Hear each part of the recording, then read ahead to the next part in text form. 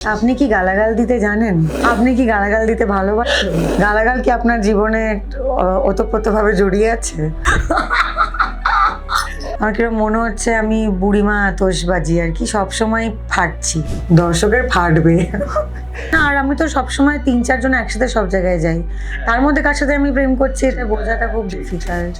Sexy বিপজ্জনক। আমি এখন এত এত চালু হয়ে গেছি, কেউ জানতে পারবে না। আমি পুরো স্ট্র্যাটেজি সেট করে নিয়েছি। হ্যাঁ, লাঞ্চ টাইমে কাঁচা পেঁয়াজ খেলে ইন্টিমেট সিনের দরকার নেই, কিন্তু জাস্ট দুজনে মিলে দাঁড়িয়ে কথা বলছি সেরকম যদি হয় আমি খুবই বাওয়াল দিই। তিনি প্রচণ্ড ঠোঁটকাটা, তিনি প্রচণ্ড তিনি প্রচণ্ড সত্যি কথা বলে এবং একেবারে একরোখা সত্যি কথা বলেন। তিনি বদার করেন না কারোর কি ভালো লাগবে কি খারাপ, কিন্তু তিনি সত্যি কথা বলেন। বারবার এই কথাটাই আমি বলতে হয়। আমার সঙ্গে রয়েছেন সত্যিকারের স্বস্তিকা।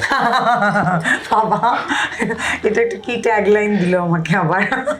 বলছি যে কালীপটকা নামটা এটা ভীষণ অস্বস্তিকর একটা নাম। আমরা চাই কালীপটকা যেন না ফাটুক, আমরা চাই এত বলছি যে এত নয়েজ পলিউশন, সাউন্ড পলিউশন, এই অস্বস্তিকর ব্যাপারটা কি তোমাকে টেনেছে এই স্ক্রিপ্টটা করতে? তখন এই সিরিজটার নাম কালীপটকা ছিল না। গানটাতে যে একটা লাইন আছে হারামজাদি ভাত দে, তখন এই সিরিজটার নাম হারামজাদি ভাত দে ছিল, যেটা অফকোর্স আমাকে খুবই কি বলবো টেনেছিল যে আচ্ছা এরকম নামের একটা সিরিজ সত্যি হচ্ছে বা এটা একটা সংস্থা করতে ইচ্ছুক হয়েছে বা করতে চেয়েছে। অভিরূপ আমাকে যখন গল্পটা বলেছিল তখন আমি ভেবেছিলাম যে বাবা, এত বছর ধরে আমার গোটা ক্যারিয়ারে আমি যে ধরনের চরিত্র এক্সপ্লোর করতে চেয়েছি, যেগুলো আমাকে কোনোদিনও দেওয়া হয়নি, কারণ আমাকে একরকম দেখতে, আমার কথা বলা বা আমার যে নিজস্ব একটা সফিস্টিকেশন আছে, মেজরলি আমার চোখের রং এরকম, আমার গায়ের রং এরকম, সেই জন্য এই চরিত্রটা না তোমার জন্য নয়। এগুলো তো বেশি আমরা শুনতে পাই। তো আমার প্রথমেই মনে হয়েছিল যে বাবা, এরকম একটা বস্তিতে থাকে একটা মহিলা যে ট্যানারিতে কাজ করে, যেটা সাবঅল্টার্ন ক্লাসে বিলং করে, যে যার কথাবার্তা এরকম, মুখের ভাষা এরকম, এই চরিত্রটার জন্য সত্যি আমাকে যোগাযোগ করলো, এটা কি হবে? তখন আমি বললাম যে আচ্ছা আমি যদি না করি কোনো অপশান আছে? বললো না, আমাদের কোনো অপশান নেই, এটা তোমাকেই করতে হবে, আমরা আর কারোর কথা ভাবিনি। So that's how the process started. তারপর অফকোর্স আমি স্ক্রিপ্টটা পড়ে বললাম যে অভিরূপ, তোমাকে তো এটা আমাকে নিয়ে করতেই হবে গো, কারণ এটা আমার থেকে ভালো আর কেউ করতে পারবে না। সো আমার ওইটাই এটা ছিল যে এত বছর কাজ করছি, অনেক রকম চরিত্র করা হয়নি, বা চরিত্রের মধ্যে অনেক যে বিষয়গুলো থাকে, ডিটেলিংগুলো, সেগুলো আমার কোথাও একটা এক্সপ্লোর করা হচ্ছে না। কালীপটকা এই সিরিজটা আমার ওই অনেক কি বলবো না পাওয়াগুলোকে পাইয়ে দিল, দ্যাট ইজ ফর শিওর। এই যে কালীপটকা যে ফাটছে, এই ফাটাটা কার বিরুদ্ধে ফাটছে? এটা নারীদের বিরুদ্ধেই ফাটছে, কারণ তারা এতদিন ধরে নিজেদের সব ইচ্ছে সবগুলোকে আটকে রাখছে বলে তাদের জন্যই আওয়াজটা, না পুরুষদের জন্য, না এই সমাজ ব্যবস্থার জন্য? কি মনে হয়? সমাজ ব্যবস্থা, সমাজ পরিস্থিতি, এবং আমি জানি না তখন তুমি এসেছিলে কিনা, আজকে যে 4 জন মহিলাদের আমরা এখানে উদযাপন করেছি, সেখানে দুর্বার সমিতি, যারা সেক্স ওয়ার্কারদের নিয়ে কাজ করে মূলত সোনাগাছির, সেই সংস্থা থেকে যিনি এসেছিলেন, উনি বারবারই বলছিলেন যে এই যে ভাগ করে দেওয়া হয়েছে যে মহিলারা এইগুলোই করবে, পুরুষরা এইগুলোই করবে, এটা আমাদের কোথাও একটা ভাঙতে হবে। বা মহিলা মানেই যে তারা এই কাজগুলো করতে পারে না, সেটা আমাদেরকে কোথাও একটা সেখান থেকে আমাদের বেরোতে হবে। বা এই যে একজন মেয়ে যার বর হয়তো রোজ মদ্যপ অবস্থায় এসে তাকে পেটায়, বা তার রোজগার করা টাকা নিয়ে অন্য কোথাও গিয়ে নেশা করে উড়িয়ে দেয়, একটা মেয়ে যে সারা জীবন পড়ে পড়ে মার খেয়েই যাবে, মানে এই ধারণাটা তো কোথাও একটা ভাঙতে হবে। যদি উল্টে মারে সে তো চমকে যাবে, মানে তারপর থেকে হয়তো সেইটা তো কোথাও একটা সেই উল্টে মারার কথাই হয়তো আমরা এই শোটাতে বা আমাদের এই ন্যারেটিভে বলেছি যে আমি সংসার টানি, আমি সংসারে রোজগার করি, কোনো ক্রাইসিস এলে সেটা আমাকে যদি পুরুষের মতন করে সেখান থেকে বেরোতে হয়, তাহলে আমাকে সেই রাস্তায় বেছে নিতে হবে, যেখানে আমি আমার সংসারে বা আমার বাড়িতে আমি ম্যান অফ দ্য ফ্যামিলি। আমি হয়তো ম্যান নই, আমি ওম্যান, কিন্তু I am the man of the family, কারণ আমি সব ডিসিশন নিচ্ছি, আমি রোজগার করছি, আমি তাদের থালায় ভাত দিচ্ছি। কিন্তু যখন কোনো অসুবিধে আসছে, যখন কোনো ক্রাইসিস আসছে, যখন কোনো অঘটন ঘটছে, তখন কেন এটা এক্সপেক্ট করা হবে যে আমি মহিলার মতন করে সেই ক্রাইসিসটা আমি হ্যান্ডেল করব? একটা পুরুষ যেভাবে ক্রাইসিসটা হ্যান্ডেল করে আমি সেটা করব না কেন? আর আমাদের রেসপন্সগুলো তো পরিস্থিতি অনুযায়ী হতে হবে। মানে একটা লোক, আমি যদি দেখি আমার পাড়ার একটা লোক রোজ আমার বাড়ির গ্যারেজের সামনে রোজ ধরো যাওয়ার সময় আমি দেখছি থুতু ফেলে যাচ্ছে, তাকে আমি একদিন ভালো কথায় বলবো, তাকে আমি একদিন বোঝাবো, তাকে আমি হয়তো পাড়ার ক্লাবে গিয়ে নালিশ করবো, বা আমি তাকে একদিন হয়তো গালিগালাজ করে চিৎকার চেঁচামেচি করবো। তারপরেও যদি সে না শোনে, তখন আমাকে তার উপরের যে পথটা সেটাই বেছে নিতে হবে, না? What ever suits me right that time. আমি এটা অন্য ভাবছিলাম, সেটা হচ্ছে এই যে ধরো স্বস্তিকার পাশে তো আমরা তো অনেকবারই বলা হয়েছে, সংবাদপত্র তুমি বলেছো যে এই নামগুলো বসাবেন না। তোমার নামের পাশে একটা সংবাদপত্রের লাইন লিখতে গেলে কি অ্যাডজেক্টিভ বসাবো তুমি আজকে বলো তো? যে তুমি তোমার এক একটা শব্দ নিয়ে হয়তো সমস্যা হতে পারে, যে অনেকেই বলে বোল্ড বললে কিরকম বোল্ড লাগছে, লাস্যময়ী বললে লাস্যময়ী স্বস্তিকা, কি অ্যাডজেক্টিভ মনে হয়? তো নিজে বলো, তুমি বলো যে তোমার কোন অ্যাডজেক্টিভ।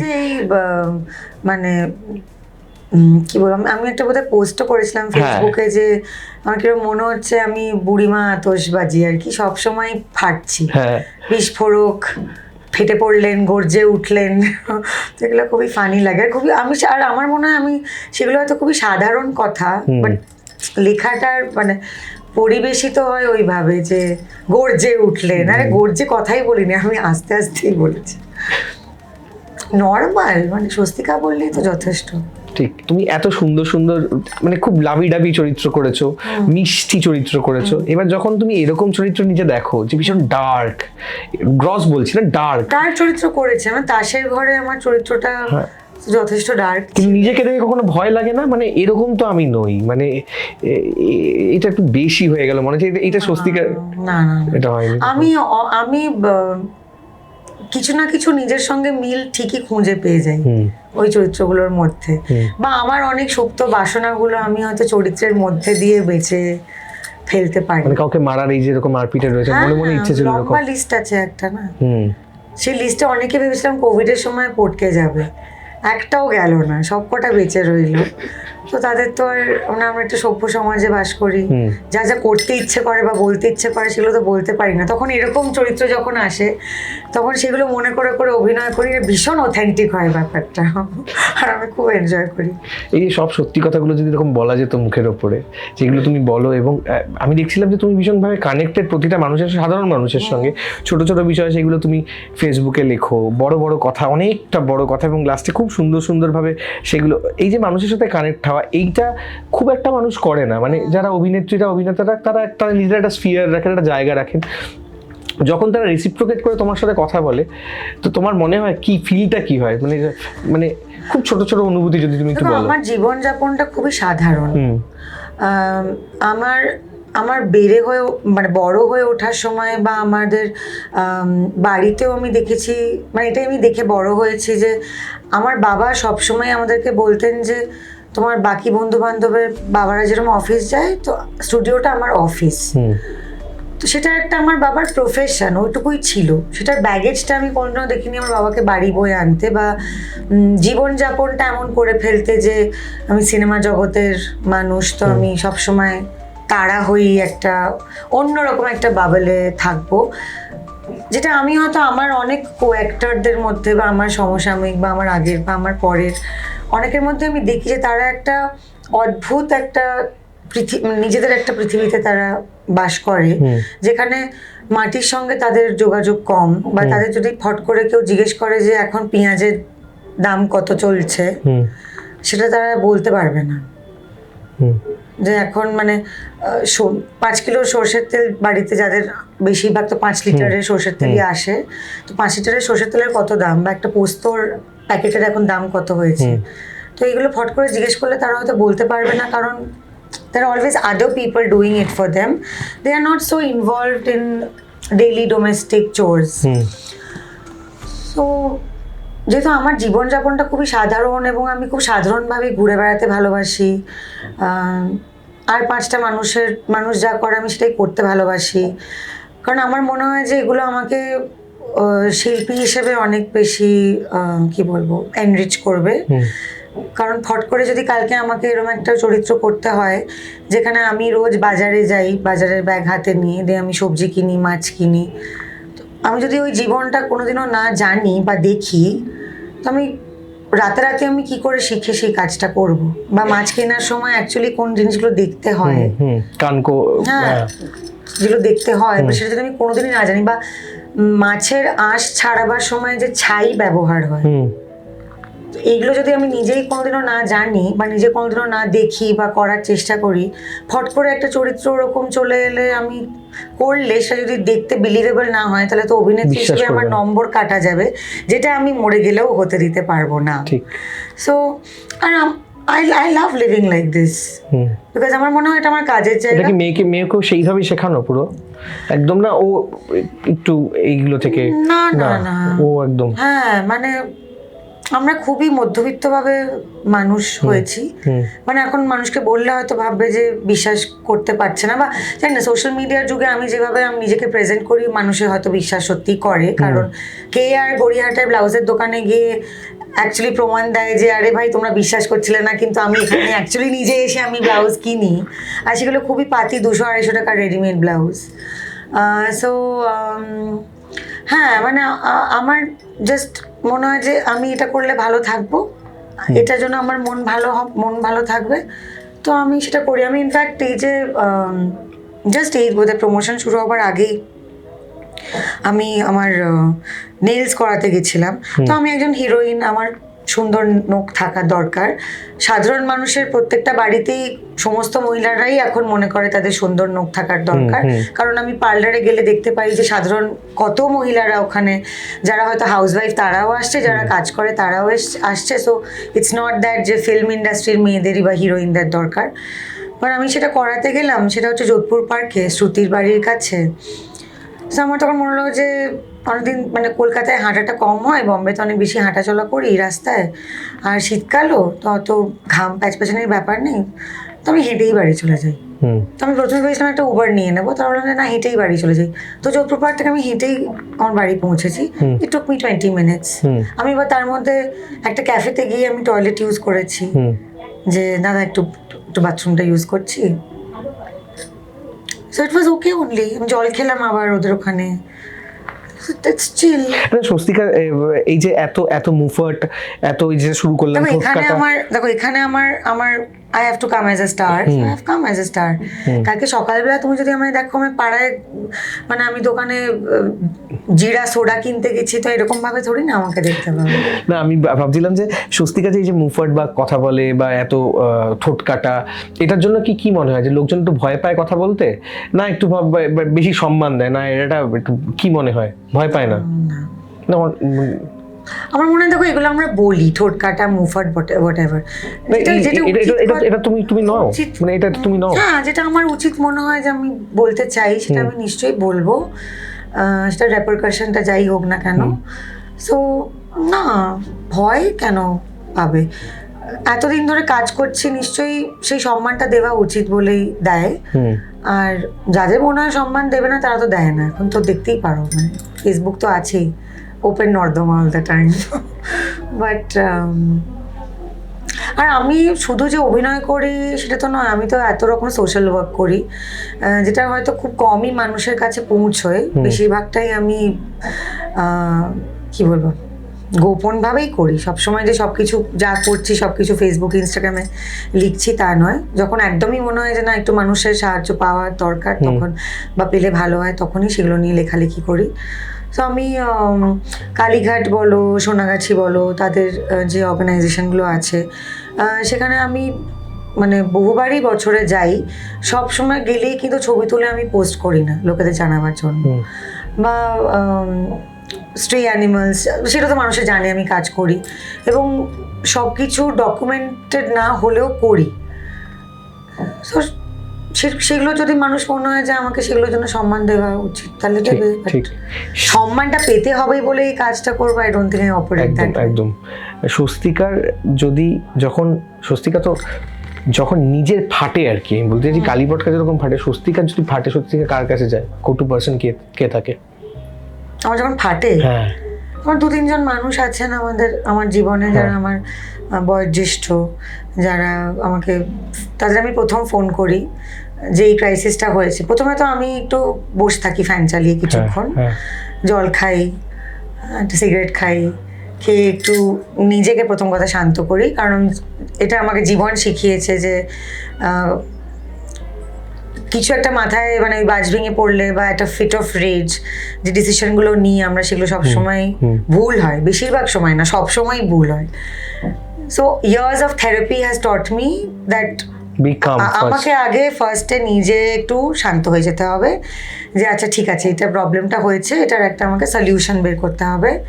আর আমি একদম ওই ঘ্যানে টাইপটা নই, যে হয় না অনেকে আছে ন্যাগিং, মানে বলবো যে একটা সমস্যা হলে আমি অনেককে দেখেছি যে তারা হাল ছেড়ে দেয়। না, একটা তো হাল ছেড়ে দেওয়া হলো, আরেকটা হচ্ছে যে সেই সমস্যার কথাটা নিয়ে তারা অনেক জনের কাছে যায় কিন্তু তারা কোনো সলিউশনই নিতে চায় না।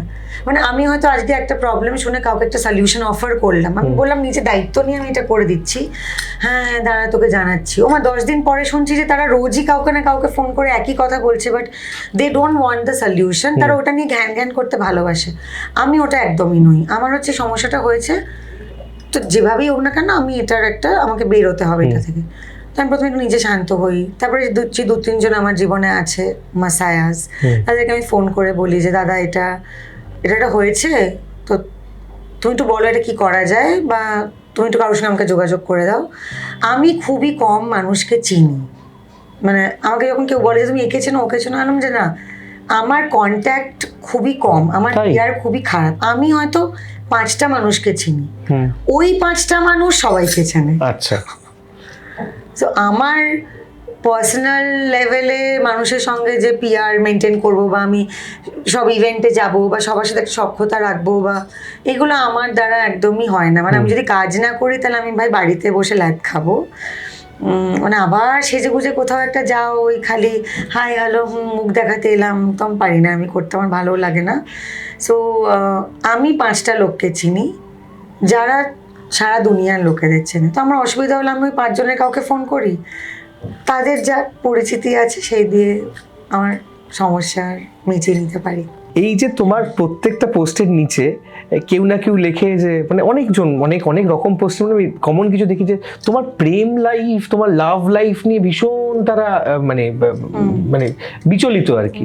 স্বস্তিকা এর সাথে প্রেম করছে, কখনো সৃজিত মুখার্জি, কখনো এর নাম, কখনো এখন দেখি এই যে হয় মানুষের 10-15 বছরে বিয়ে হয়ে বাচ্চা হয়, মানুষ মরেও যেতে পারে 10-15 বছরে।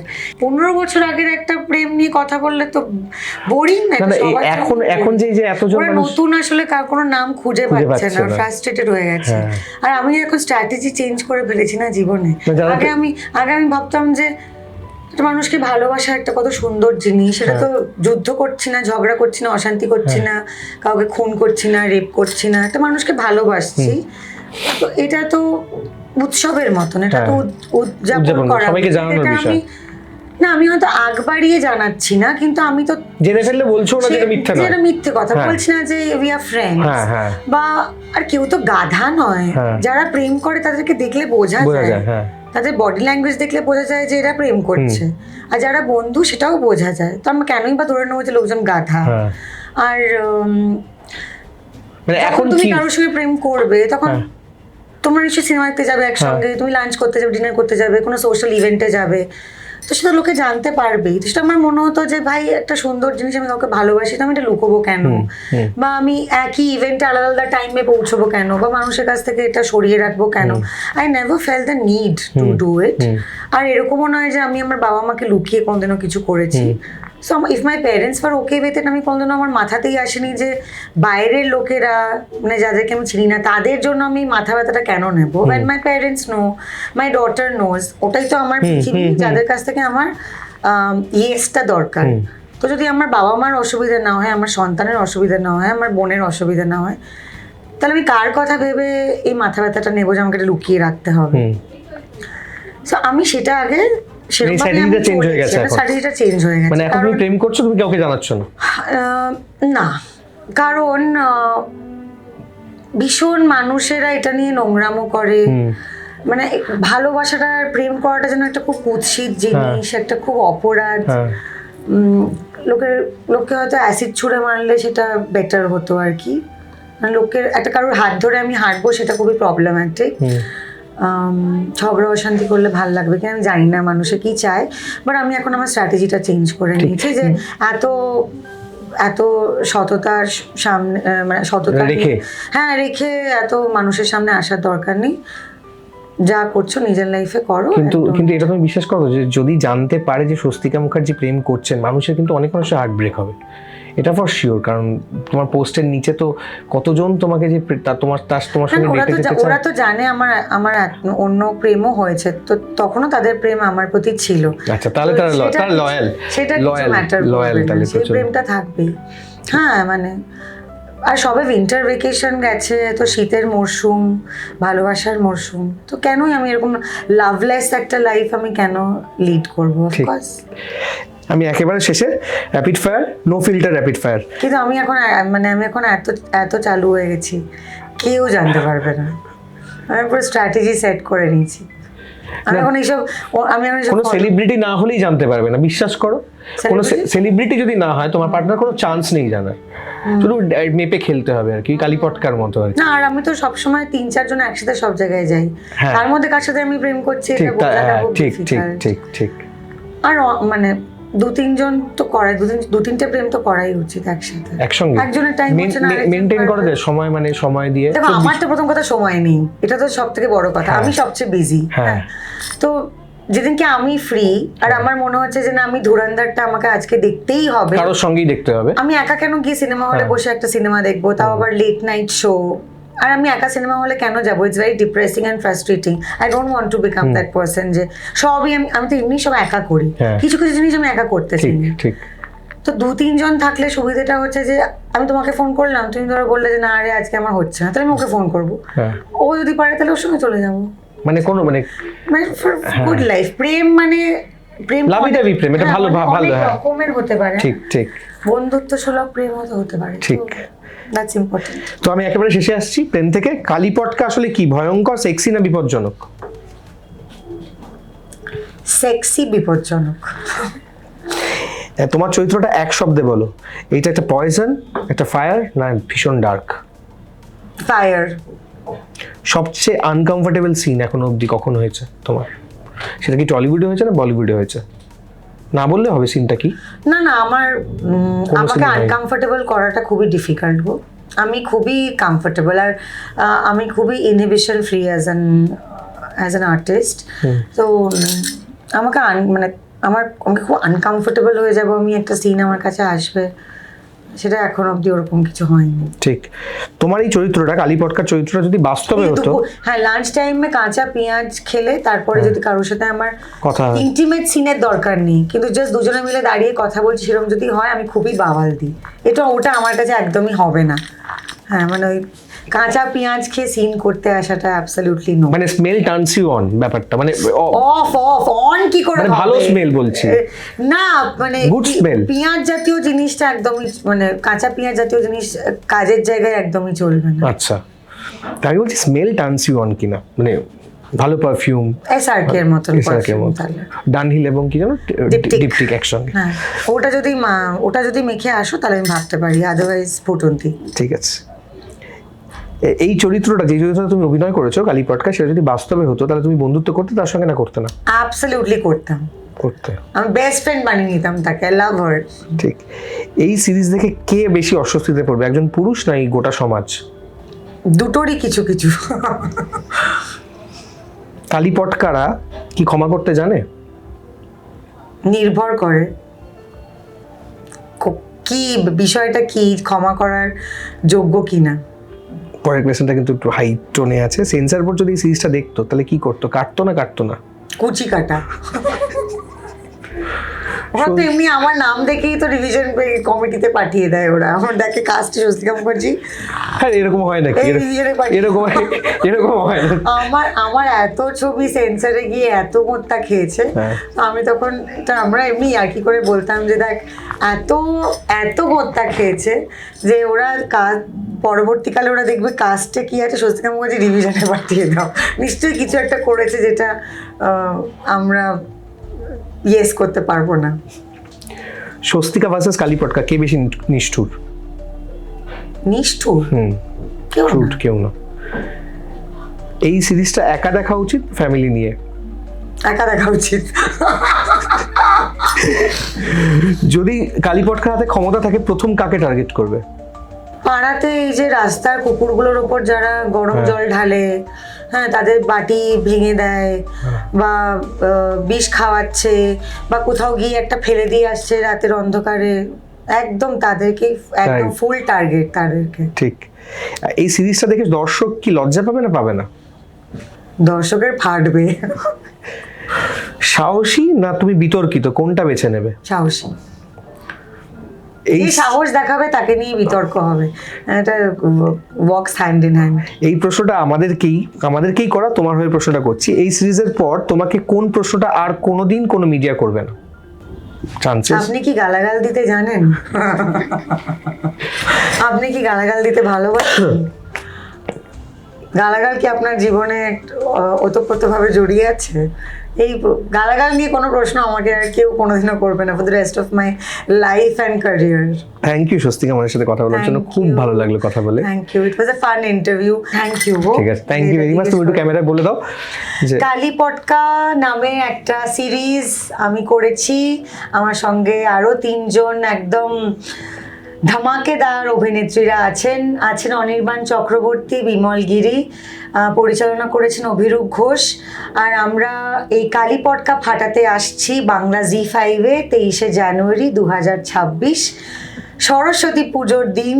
প্লিজ আপনারা বাংলা জি5 ডাউনলোড করে সাবস্ক্রাইব করবেন, কালী পটকা দেখবেন আর আমাদের জানাবেন আপনাদের কেমন লাগলো। নতুন বছর সকলের খুব ভালো কাটুক, সবাই সুস্থ থাকবেন। Thank you. আর আমি জানি এই স্বস্তিকার ইন্টারভিউ আপনাদের অনেকটা স্বস্তি দিয়েছে, তাই এরকম অনেক ইন্টারভিউ, আড্ডা, আলোচনা, গসিপ আর যা যা থাকে সেগুলো দেখার জন্য দ্য ওয়াল সাবস্ক্রাইব করুন, প্লিজ করুন। আমার সঙ্গে ক্যামেরা অরিত্র আর আমি শুভঙ্কর, দ্য ওয়াল।